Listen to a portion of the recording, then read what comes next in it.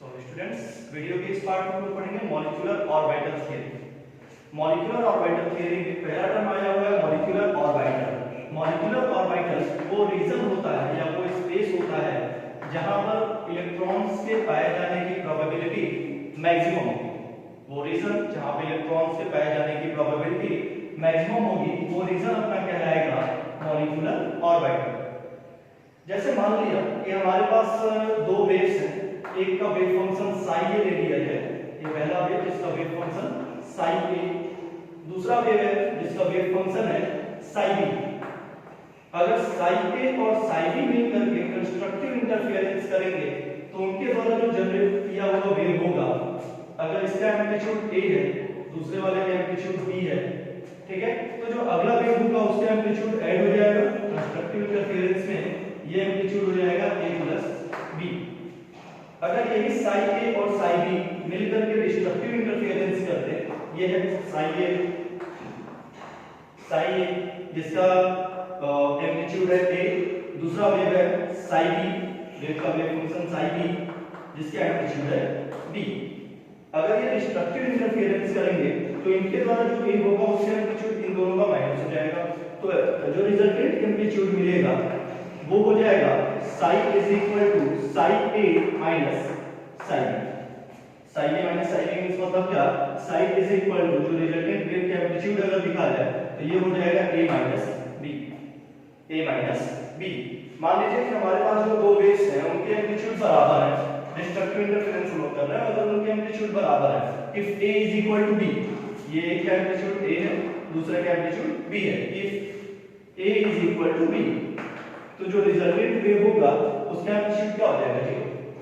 ठीक है, तो अगर कोई कंस्ट्रक्टिव इंटरफेरेंस हो रहा है या डिस्ट्रक्टिव इंटरफेरेंस हो रहा है तो उस एटॉमिक ऑर्बिटल से हमको मिलेगा मॉलिक्यूलर ऑर्बिटल। अब ये स्पेस, ये रीजन जहां पे इलेक्ट्रॉन्स के पाए जाने की प्रोबेबिलिटी मैक्सिमम होगी, इसी रीजन या इसी स्पेस को हम नाम देंगे मॉलिक्यूलर ऑर्बिटल।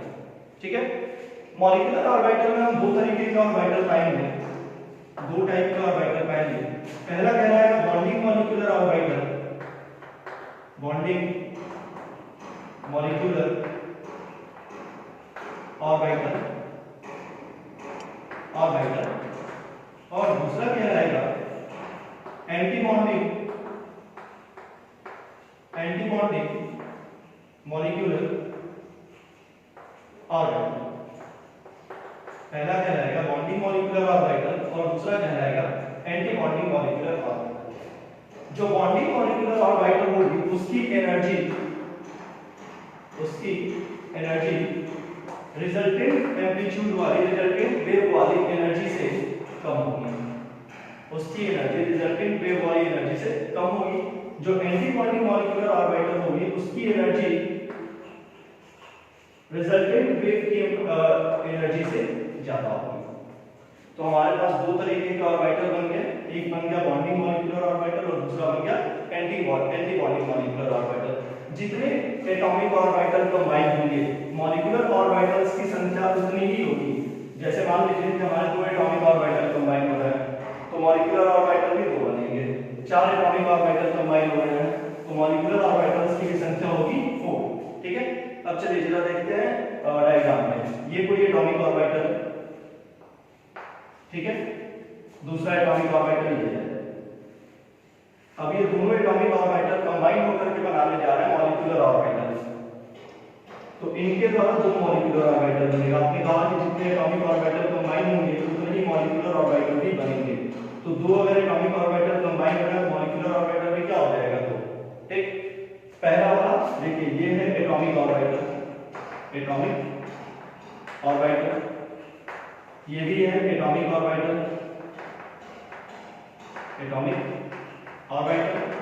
और इनके कॉम्बिनेशन से बना जो ऑर्बिटल है, दो ऑर्बिटल हमको दिख रहे हैं, these are called molecular orbitals, these are called molecular orbitals। अब हमने दो एटॉमिक ऑर्बिटल कंबाइन किया तो हमको दो मॉलिक्यूलर ऑर्बिटल मिले। ठीक है, पहले वाला जो नीचे वाला ऑर्बिटल है जिसकी एनर्जी कम है, इसको हम कहेंगे bonding molecular orbital, bonding molecular orbital. जो दूसरा ऊपर वाला एटॉमिक ऑर्बिटल है जिसकी एनर्जी ज्यादा है उसको कहा जाएगा एंटी बॉन्डिंग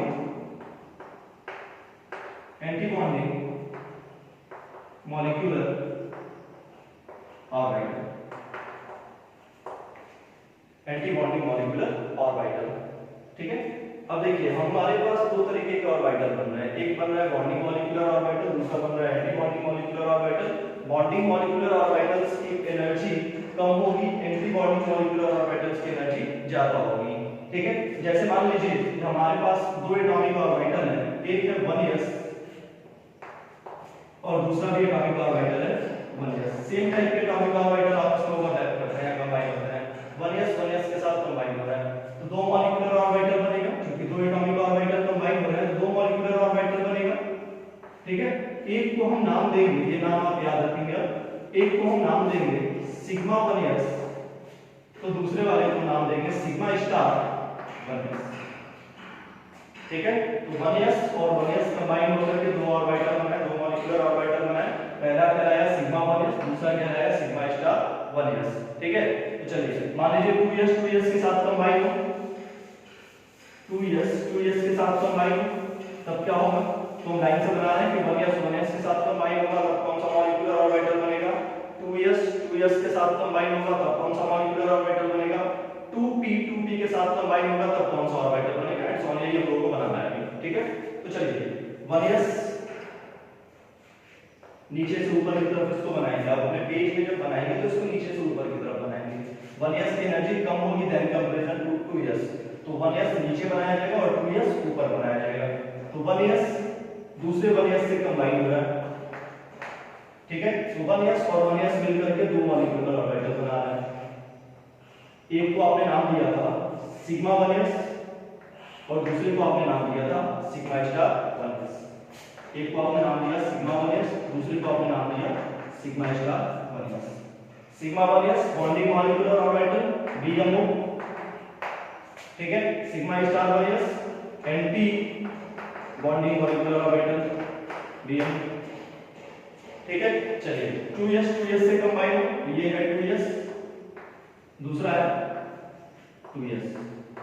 2s के साथ कंबाइन हो, फिर से दो मॉलिक्यूलर ऑर्बिटल बनेगा, एक बनेगा सिग्मा 2s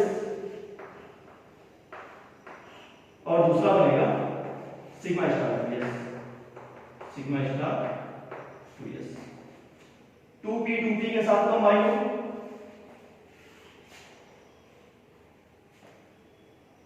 2p के साथ कंबाइन हो, तो 2p के साथ तीन ऑर्बिटल होते हैं ना, px 2px, p के तीनों ओरिएंटेशन px py और pz, तो 2p के तीनों orientation 2px 2py 2pz।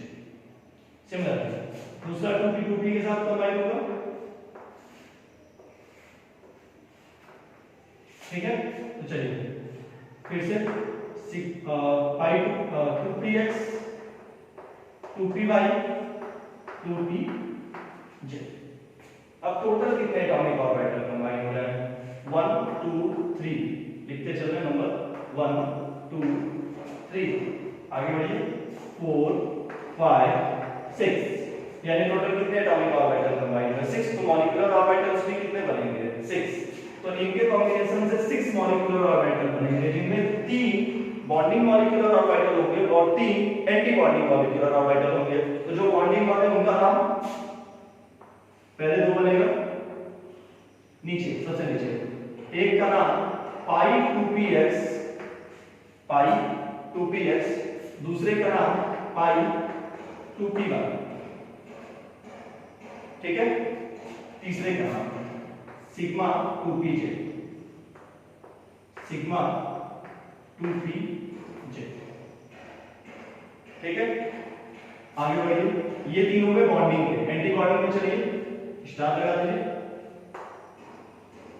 Pi star 2px, pi star 2py and then sigma star 2pj, sigma star 2pj। Alright, तो जितने एटॉमिक ऑर्बिटल कंबाइन हो रहे उतने बन रहे मॉलिक्यूलर ऑर्बिटल। दो एटॉमिक ऑर्बिटल कंबाइन हुए तो दो मॉलिक्यूलर ऑर्बिटल, दो एटॉमिक ऑर्बिटल कंबाइन हुए दो 6 एटॉमिक ऑर्बिटल कंबाइन हुए 6 मॉलिक्यूलर ऑर्बिटल। ठीक है, जैसे देखिए 1s कंबाइन हुआ 1s के साथ तो 2 मॉलिक्यूलर ऑर्बिटल सिग्मा 1s और sigma star 1s। 2s combine हुआ 2s के साथ 2 molecular orbital sigma 2s sigma star 2s। 2p combine हुआ 2p के साथ, टोटल कितने हुए 6 हुए, तो आपके 6 molecular orbital pi 2px pi 2py इनकी एनर्जी बराबर है। इन दोनों की एनर्जी किससे कम है, सिग्मा 2pz से। तीनों बॉन्डिंग के ही हैं, लेकिन pi 2px pi 2py की एनर्जी कम है, किससे, सिग्मा 2pz। तो जिसकी एनर्जी कम है उसको नीचे बनाया है, pi 2px pi 2py को नीचे बनाया है, सिग्मा 2pz को ऊपर बनाया है। ऊपर चलिए एंटी बॉन्डिंग में चलिए, तो pi star 2px pi star 2py और सिग्मा स्टार 2pz। ठीक है, अगर एनर्जी के टर्म में हम लिख दें, एनर्जी के टर्म में अगर इसको लिखा जाए तो सबसे कम एनर्जी किसकी है, सिग्मा 1s सिग्मा 1s। इसकी एनर्जी किससे कम है, less than sigma star 1s। ठीक है, अब सिग्मा स्टार 1s की किससे कम है, sigma 2s less than sigma 2s। Sigma 2s की किससे कम है, sigma star 2s less than sigma star. अब सिग्मा स्टार 2s की किससे कम है, pi 2px pi 2py, सो लेस देन pi 2px, और pi 2px की किसके बराबर है, pi 2py is equal to pi 2py। अब इन दोनों की एनर्जी किससे कम है, sigma 2pz less than sigma 2pz। Sigma 2pz की किससे कम है, so less than pi star 2px is equal to pi star 2py, okay, less than sigma star 2p। ठीक है, शॉर्ट अगर आप 3s बनाइएगा तो फिर से आएगा less than sigma 3s less than sigma star 3s, ऐसे ही चलते रहेगा। ठीक है, तो ये है मॉलिक्यूलर ऑर्बिटल डायग्राम बनाने का तरीका। मॉलिक्यूलर ऑर्बिटल डायग्राम बनाने के बाद हम उसमें निकालेंगे बॉन्ड ऑर्डर। बॉन्ड ऑर्डर निकालने का फॉर्मूला क्या हो जाएगा, 1/2 Nb minus Na, 1/2 Nb minus Na। Nb minus Na क्या, number of bonding electron minus number of anti bonding electron, यानी बॉन्डिंग ऑर्बिटल में कितने इलेक्ट्रॉन है माइनस एंटी बॉन्डिंग ऑर्बिटल में कितने इलेक्ट्रॉन्स हैं। ठीक है, तो 1/2 यहां पे Na क्या है, 1/2 Nb माइनस Na। Nb क्या है, number of bonding electrons. Na क्या है, number of anti bonding electrons, number of bonding electrons Nb, number of anti bonding electrons Na। अगर बॉन्ड ऑर्डर 1 आता है, बॉन्ड ऑर्डर की वैल्यू 1 आती है, इसका मतलब है कि molecule is stable with single bond. Molecule is stable with single bond. अगर बॉन्ड ऑर्डर 2 आता है तो आप कहेंगे कि मॉलिक्यूल इज स्टेबल